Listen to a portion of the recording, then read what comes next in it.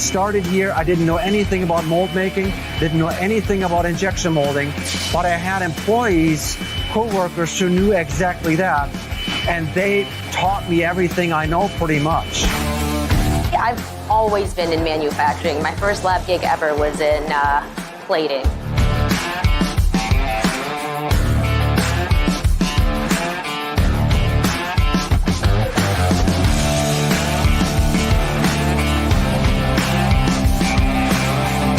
It's a good entry-level job to start with little schooling, and then you can work your way up all the way to the top.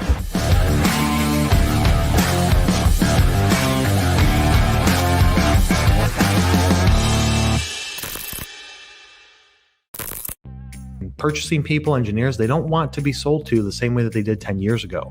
They want to experience something different. Everybody does research before they buy things. And so if you can shorten that life cycle of how long it's going to take to close a deal by sending them valuable content and engaging with them, they're seeking you out to solve a problem of theirs, right?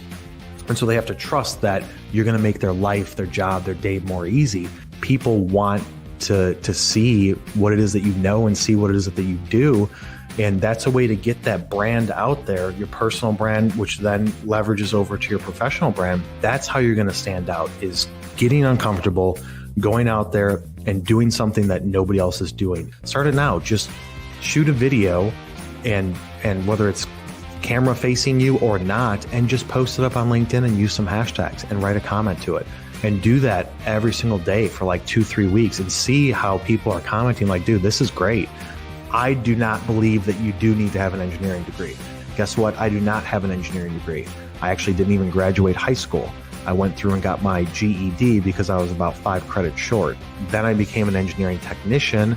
Then I became a manufacturing engineer by title, and I started doing schooling at night, but I never finished my degree. And I was a sales engineer for 10 years. I made it all the way up to the top VP of sales and marketing at 3 different companies, grew them significantly.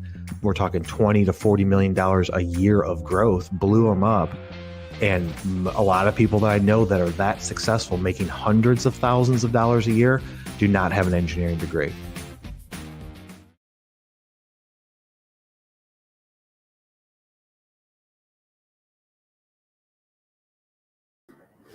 What's up, guys? We are live. It is Monday.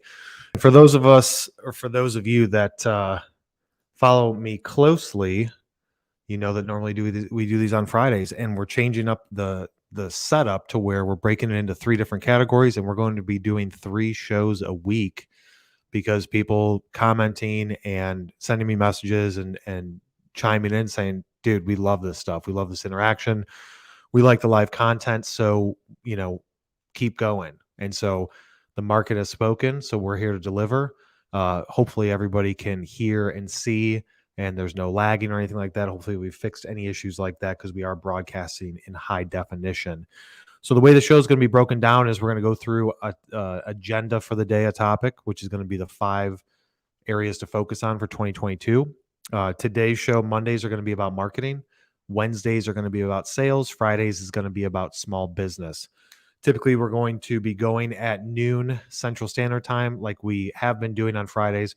Had some technical difficulties today, polishing some things up, so we're a little bit late to the party. But for those of you that are watching this live and not on the replay, leave a comment, give some hearts, some thumbs up on LinkedIn if that's where you're at, just to make sure that we know that you're seeing this loud and clear. Let us know where you are messaging in from. So I'm going to go into the talk, and then once we're done with going over the main subjects, we're going to go to the comments and answer as many questions that we can in the 30 minutes that we've designated for the show. So if you have comments, if you have something on your mind, even if it's not necessarily related to this topic, please feel free to put those in, and then Nick will take care of it on the back end and filter those through once we get to it. So for this show, the topic is 5 areas to focus on in 2022, which could be things that you were focusing on this year, but most likely not, because in the industrial and manufacturing sector, from all the clients that I talk to on a weekly basis and monthly, it's people are still doing the stuff that they used to do that hasn't worked as well. So for 2022, this might be a shock, these areas we want to focus on. or it might be a micro adjustment. So the first area is going to be website and SEO. And I know what you're probably thinking. If you work at an industrial company, you could be of the thought that, dude, my website, my company's website hasn't been updated in forever, or it totally sucks. Or maybe you guys recently did update it. It's just not performing the way it should. But the theory is simple. Like, if you're trying to get attention around your brand and you're trying to get people to buy from you, whether it's a service or a product, before you can really push hard into that market, you want to make sure where they're going to is set up and optimized. And I'm not going to go into many details. Go to my YouTube channel. There's tons of videos on website optimization in regards to the user experience and all that stuff. But the website has to be, at a minimum, highly functional. There can't be broken things. You can hire an agency like mine, MFG Tribe. We can come through, audit it, fix anything, or do a complete overhaul. But you really want to focus on, if you don't have $10, $20, $30,000 to update your website completely and do an overhaul, you really just want to make sure, can people go to where I want them to go, and can people contact me efficiently? And so, two things to look at. Anybody that's in analytics and loves the Google Analytics side, is you want to look at the top landing pages. Okay, the top pages that people land on. Most people think, hey, when people first come to my website, they go to the homepage, and that's not true. Usually it's about 50% of your traffic lands on your homepage. But if your SEO did a good job and you're writing content and creating videos and stuff like that, people are going to land on multiple different pages of your website. And really what you want to focus on is the top 10 pages that they land on. Because if they come to your About Us or Who We Are or one of your services pages, that's the first impression that they have of your business, is that page. So you want to make sure that that page is optimized to make sure that it then takes them deeper into the website. You want to keep them on the website as long as possible. So looking at your top landing pages, which is a simple filter in Google Analytics, and you can Google search how to do it. It's very easy. But that's an area that on a monthly basis, when we're reviewing with our clients, there's three main areas I look at, which is going to be, what pages did they land on the most, the top 10? What pages did they visit the most? So regardless of where they landed, these are the top pages that they visit, because you've already got all of the attention. You've done whatever you've done over the last 12 months to the last 20 years to create this brand, to get attention. You're getting this traffic in, and what are you doing with it once you get it? You want to make sure that the most visited pages are optimized for it too. And then we also look at the source and the medium, which is, how do they get there? Is it direct? Is it through Google? Is it through social? Is it referral? Is it a trade show link? Whatever it is. But the two key areas are going to be looking at the top landing pages and also looking at the top total page views. And you want to make sure that at a minimum, it can be extremely cheap to hire somebody to do this, or maybe you could do it yourself. But at a minimum, look at those areas and say, we need to beef up content. We need to add videos to these pages. We need to increase call to actions. We need to do links to blogs. We need to do links to other pages. You got the attention. You get them for, let's say, 10, 20 seconds. In industrial is usually pretty common. It's not the 3-second or 4, 5, 6-second stuff that the consumer brand areas, dictates that's how long you have to grab somebody's attention. I feel like it's really more like 10 to 20 seconds in industrial. We got that attention. What are you going to do with it? Okay. The next area is going to be the contact us. So something that we've implemented with a lot of our clients is, when you go to the contact us page, we want to make sure that people can easily get a hold of your sales team. Now, if you've got 150 salespeople and you're broken into regions and you've got regional managers and salespeople under them and stuff like that, it can get a little complicated. But Calendly and booking systems like that, HubSpot's calendar system, you can go to our page, mfgtribe.com / I think it's our contact us page. I think it's Industrial Marketing Agency. But you can book time to speak directly with Greta, who's our new business development manager, who brings over 20 years experience of manufacturing and industrial experience to the team. But you can book time with her, look at her calendar, answer a couple quick questions, see when she's available, look at it if you're available at the same time, and then book it with her. And that's really the fastest and easiest way to do. No more of this email sales at whatever, and then they respond, and then you set up a time to talk or whatever it is. I understand an industrial sector, and you guys, you've got files to upload, and is it an RFQ that they want to do and things like that. I completely understand that. You can embed all of that into the questions and upload files and all that stuff with a calendar type app.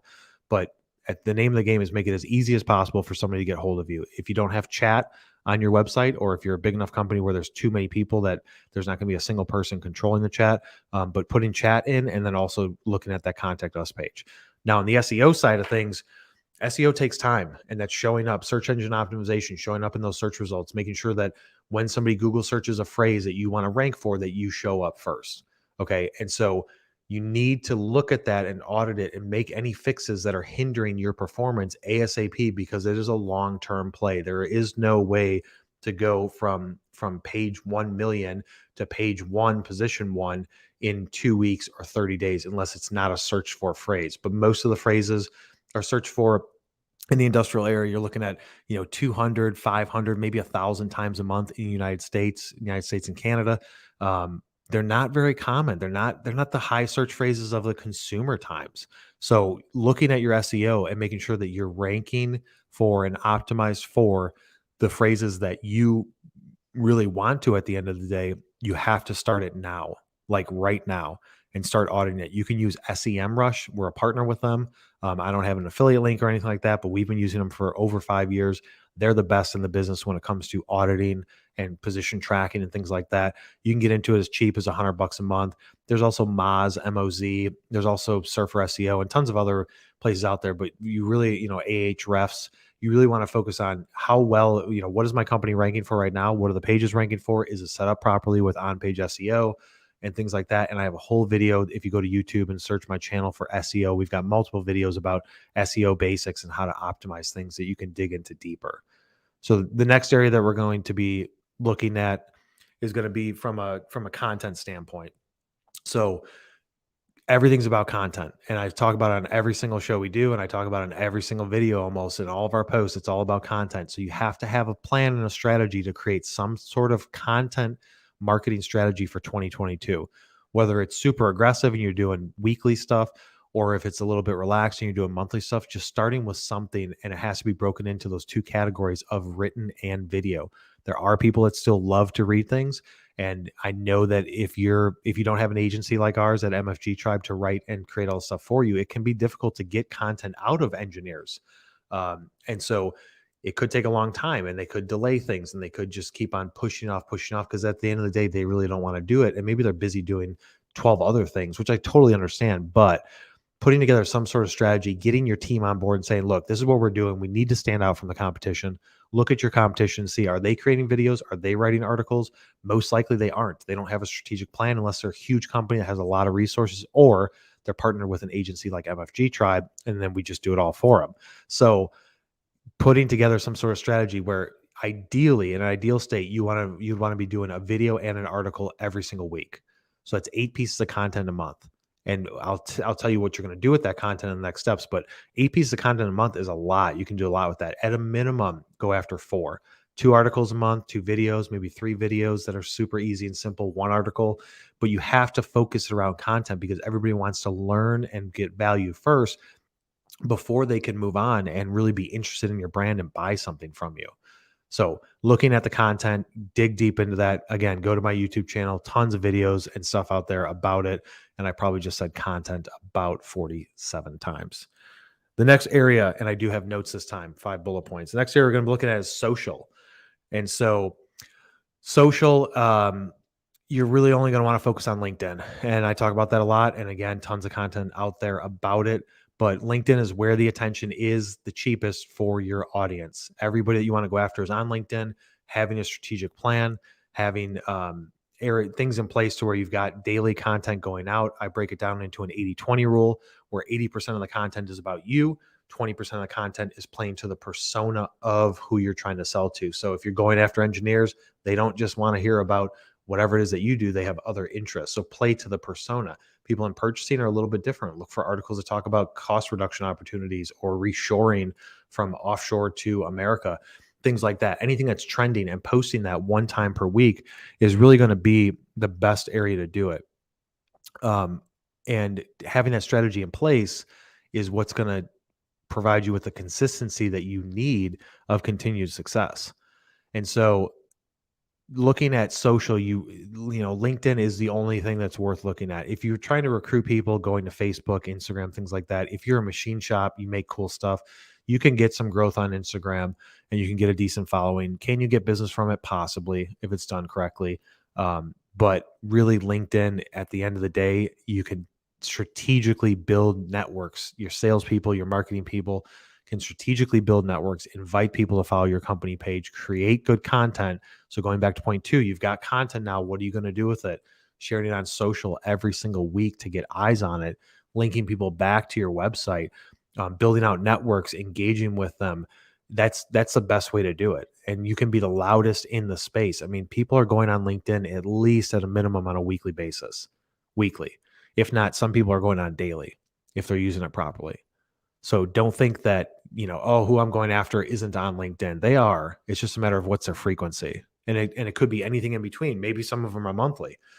But looking at that circle of influence, somebody at that company that could promote your brand internally at their company and possibly get you an opportunity, somebody there is on a weekly basis. Somebody in the department or the cross-functional departments, they're on there. And it makes it a lot easier for your sales guys to do those calls if they're already like, yeah, I've seen your stuff. I mean, it happens to us all the time. And that's basically how our strategies work. We try something, we see if it works. We're marketing to industrial people. Then we try it with our clients, see if it works. If it works, we double down, triple down, do it more and more until we figure out what is the bell curve. Okay, so the bell curve is a bell. And once you reach a certain point, the peak and the optimization of it, then from there, anything else is just dropping off. It's not a linear relationship. It's not if I do this 1x, 2x, my results are going to be 1x, 2x. So you reach the top of the bell curve. And then once you get there, you just keep on plugging away until you see any changes to that data that's going to support that decision. And then you make micro adjustments from there. But that's how we built out the strategy that we do, because we do this on a daily basis. This is all that we do is marketing for industrial companies. So we know what works before and what doesn't work before most companies know what doesn't work and what works, because we do it at scale. But focusing on social, LinkedIn, go through my content on it. There's a ton out there about exactly what you need to do, exactly how that strategy should be broken down.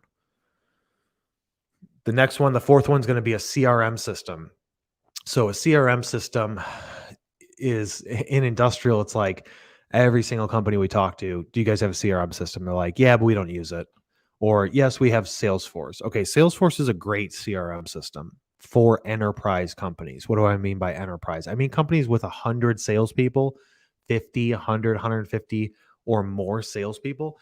Salesforce is a great solution to that. But for the companies where it's like 1, 2, 3, 4, maybe up to 5 salespeople using Salesforce, it's complete waste. It's complete overkill. Okay, it's like I always say that Salesforce is like Microsoft Excel.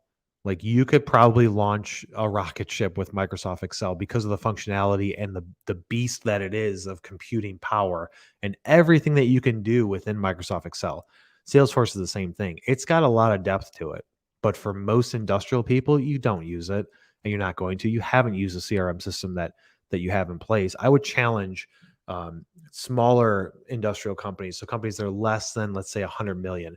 I would challenge that if I took a peek into your CRM system, are all of your notes there, are all of your contacts updated, all of your activity logged in that CRM system, 9.5 out of 10 times the answer is going to be no. It's not logged in there, because you guys, it's different to a lot of people. It's not something that they're used to. Again, guys, leave your comments below if you have any questions that you want us to answer once we get to that section, and we can go back. We'll talk about anything. Today's about marketing, but if you got sales questions too, we'll go through those.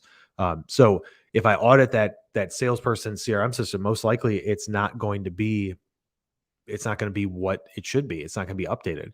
And so putting a CRM system in place, like HubSpot, like anything like that, you can Google search what are the best ones. We prefer HubSpot because it's the easiest to use. But putting a CRM system in place to track and monitor all of this stuff is really what the focus should be, because you're going through the effort of talking to people. You're going through the effort of trying to build your pipeline and all that stuff. And then what are you doing with all that data? You're writing it down on a piece of paper, in a notebook, going through Microsoft Excel, putting it in calendar and in your Outlook, whatever it is, putting it into a central system like CRM. And then what you can do is, as you build up your CRM database, you can then take your content in step 2 and email market it out to people. Now, I'm somewhat bullish against email marketing as far as the expectations of what it will accomplish. Does email marketing work? Yes, but it works to a certain expectations. If you're expecting for it to work like it did back in 2007 or 2012, it's not going to work like that. It's not that effective, but it's a great source to distribute some content strategically to people to gain their trust and gain their value in you as a solutions provider, and then you can build and increase to that. And so that's where you really want to look at the CRM system, as it can help all your salespeople, it can help all your data, you can track all your stuff to it. Plus, you can use it as content distribution to be able to send out case studies, articles, videos, things like that to your strategic audience, and then filter out, obviously, if anybody's no longer at the company, you have to keep the data clean. And that's really what it's all about. If the data is garbage, then it's going to be garbage in, garbage out. You're not going to get any value from it. So, looking at 2022, spend some time in December next month and look at, how can I clean up my CRM system? And I really want to start fresh now. And so I'm going to use this downtime, the slow time of December, and clean everything up and get everything organized so that way we can hit them hard in January. I mean, that's really what you want to focus on. The CRM should be the lifeblood of your business. Using a system like HubSpot, like I said, that's what we prefer. There's tons out there. Just do your research, but use it. Most industrial people won't use it. And most industrial people, if they do start using it, let's say in January, they're not going to be using it by March. So you got to hold these people accountable for that. The last step is going to be sales processes and training to focus on in 2022. Sales processes, they should have adapted and changed based on the last 18 months, based on everything that happened with COVID, based on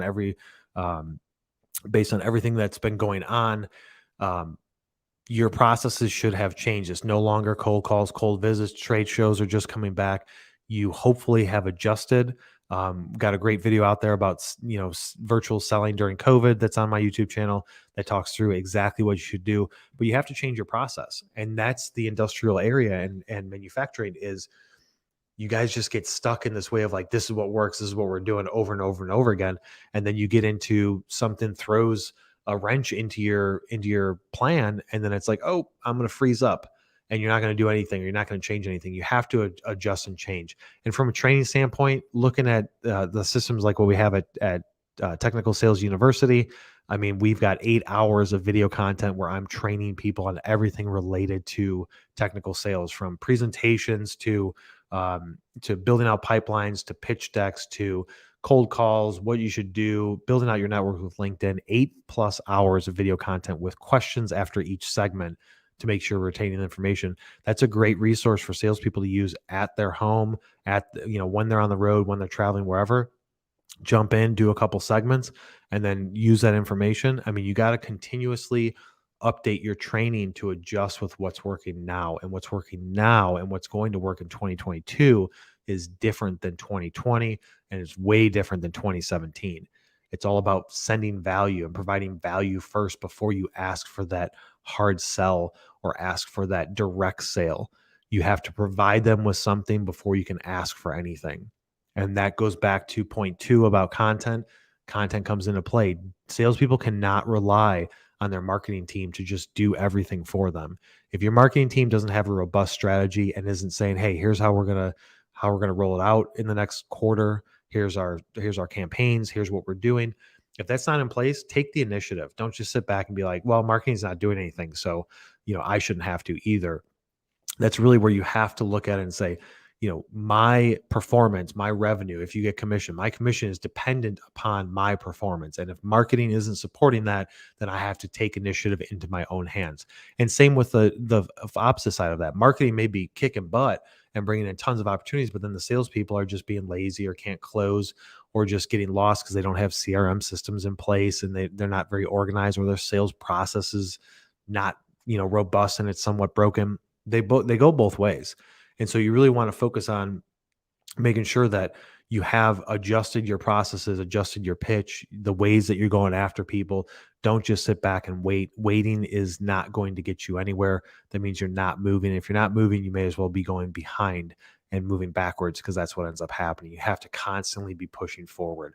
And so sales processes and training is I don't want to say it's the best for the last, but at the end of the day, if your website, your content, your CRM system, all that stuff is in place and everything's banging away, but then you can't close deals, it does not matter. It's the same thing if all of your marketing stuff is going great, but your website sucks, it does not matter. It's going to hinder those results. So you want to focus on doing what you can now from a sales standpoint to organize everything together and making sure that when new people come in, what's your process? Write it down on a notebook and go through it. And it doesn't have to be some professional thing with a PowerPoint. You don't have to get everything approved by your managers and things like that. But you can just have your own internal process. First, I'm going to hit them with this. You want to focus on listening first. You don't want to talk. You want to figure out what is the solution and their pain points and what is the solution you're trying to provide to them, and it's custom to them. So listen to their pain points and then hit them with that presentation like we talked about a couple weeks ago. And that should be your new process. So you really got to focus on that for 2022 because people are getting back into it. And even though some of the traditional ways of doing it with trade shows is opening back up, there's going to be that huge spike and influx like we've seen for the last 3-4 months. The trade shows are booming again, but it's going to even out and it's going to level out. And do not go back into it being like, yes, finally, this is the source of opportunities that I'm looking for. That's not going to be what it was 2 years ago and definitely not 10, 15 years ago. So you have to adjust. You can still participate and do the shows, but you need to adjust your strategy based on that. So we're going to take a quick break for right now. Then we'll go into all the comments and answer any questions that you guys have.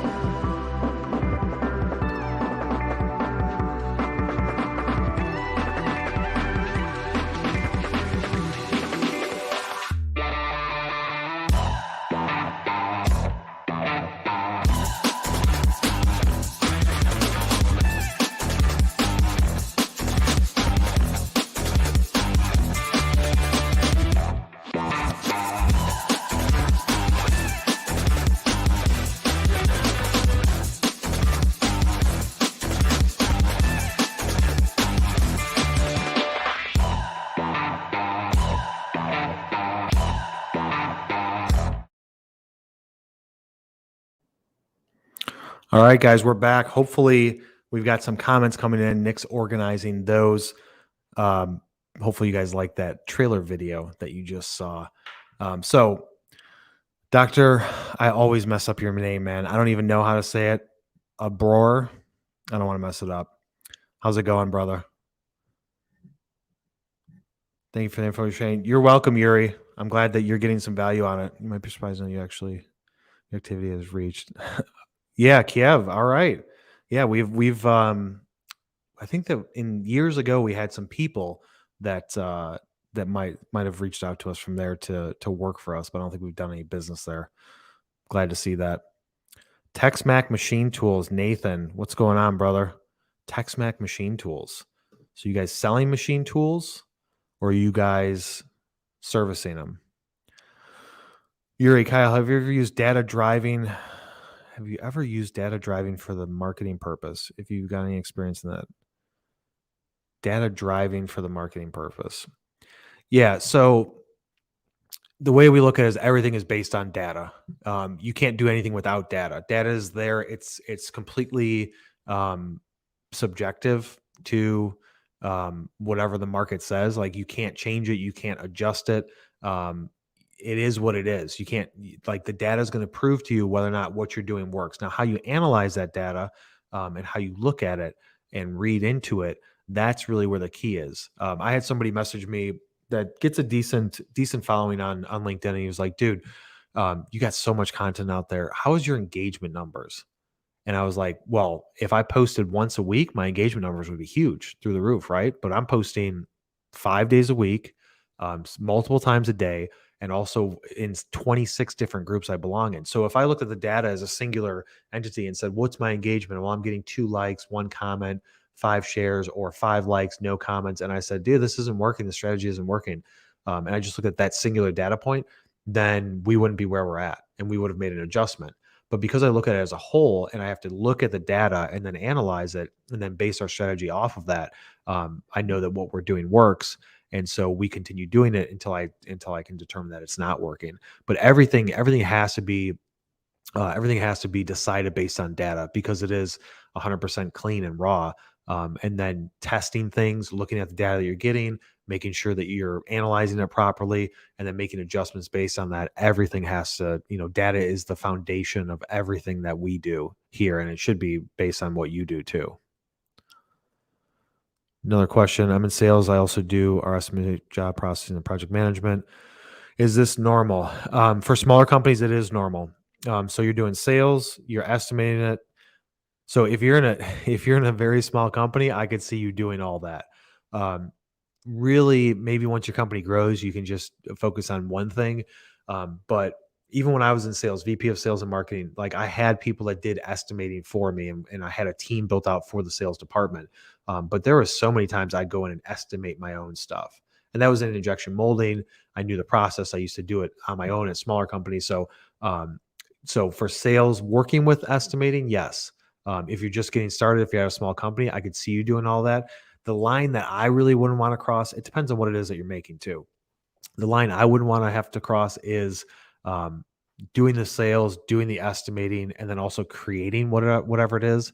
But like I said, if it's a small company, like when I started this agency 6 years ago, I was literally doing everything. I didn't have my first employee or help for probably 6 to 9 months. So I was building the web, doing all the sales, running the business, doing all the project management, building the websites, doing the SEO, doing the lead generation at that time. That's what worked. Doing cold calls on behalf of companies to bring in opportunities. I did it all myself. And so eventually start getting people under you to take pieces of your responsibility off of your plate and let them strictly focus on it so you can look at bigger picture. That's usually the way to grow and scale a company. So I would say if your company is small, yes, that is normal. But I would want to try and make sure that there's a plan in place with the ownership or the bosses to make sure that that's not the long-term path that you're going to go down. I use a text-based CRM. Yeah, those are cool. I saw that comment also that text messages are read more than emails. I had a story in a video where I was doing injection molding, and the company I was going after was Electrolux, and so the commodity manager of Electrolux in St. Cloud, which I believe that they've closed down since I was last there 6 years ago. But she got so many emails that she said, I mean, this is going back probably 9 years or so, 8, 9 years, when texting wasn't as popular as it is now. But she said, Kyle, just text me. And this is a commodity manager of a major appliance brand. And she said, if you need something, just text me. I get so many emails. I'm in meetings all day long, but I always have my phone with me and I always look at text messages. So what you have to find, that's what I could call the preferred method of contact. So what is the preferred method of contact for the specific person that you're trying to go after? But then maybe it's even a market group, right? Maybe it's even a demographic of engineers like this or purchasing people like that.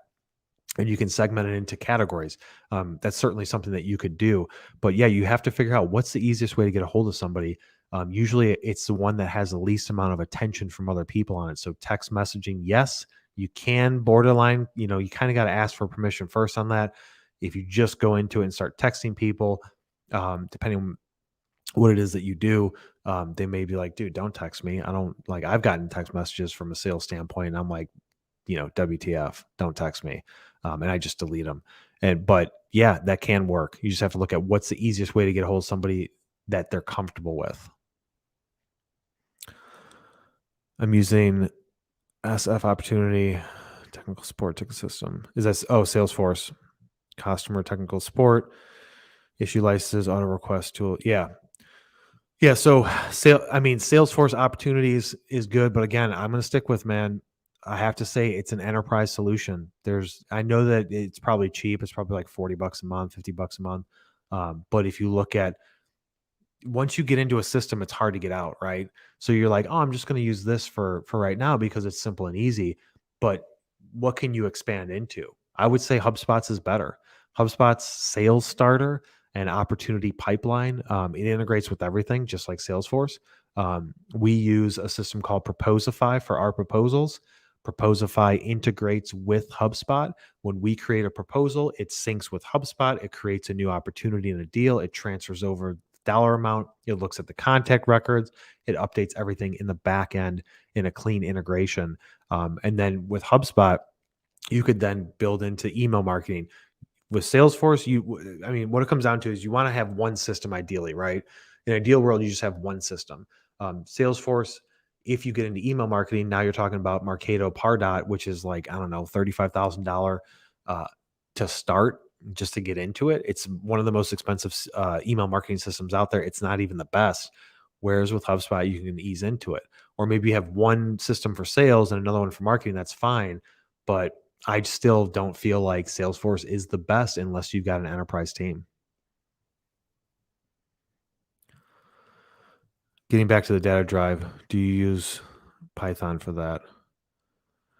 So for data, everything, are you referring to analyzing data like Google Analytics, or are you talking about different types of data? So what we use to analyze data is going to be direct from the source of Google Analytics and direct from the source of LinkedIn. Now we have systems through SEMrush to take all that data together and then put it into reports and things like that, so we can easily analyze it. But if you're talking about data management, managing data and managing content, we use Google Drive for that. If you're talking about website systems and things like that, it depends on the system, whether it's a WordPress system or not. But yeah, data, if you're talking about analytics type stuff, we just get everything from Google Analytics. So again, if you guys have any questions, we're going to be wrapping up here in a couple minutes. Throw them in.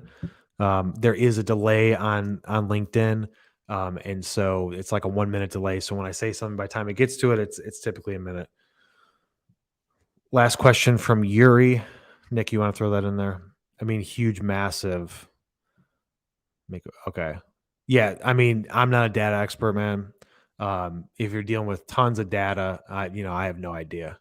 I could tell you how to get attention and I can tell you how to sell stuff, but data management is not something that we focus on. You got it, brother.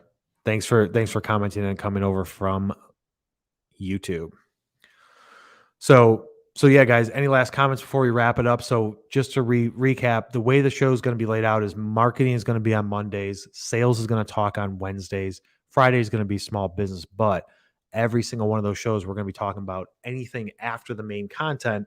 Through questions, stuff can get brought up. Kyle might tell a story and I might reminisce a little bit, or I might share little nuggets of information. So you can't miss them. You got to definitely set those reminders that noon Central Standard Time, Monday, Wednesday, Friday, we're coming to you live through all the platforms.